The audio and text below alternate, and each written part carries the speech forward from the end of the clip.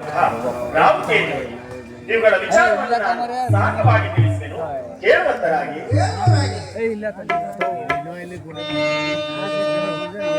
ರಾಮಕೇತುಗಳೆಂದು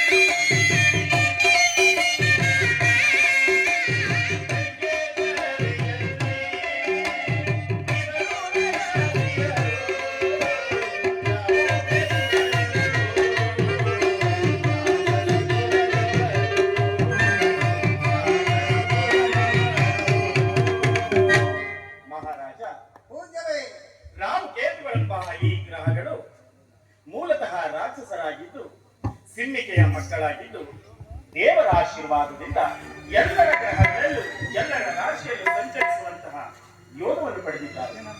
ಮಹಾರಾಜ ಇವರೇನಾದರೂ ಒಲಿದಿದ್ದೇ ಆದರೆ ಸಕಲ ಸೌಭಾಗ್ಯವನ್ನು ಕೊಡುತ್ತಾರೆ, ಮುಂದಿದ್ದೇ ಆದರೆ ತಂದಿಡುತ್ತಾರೆ.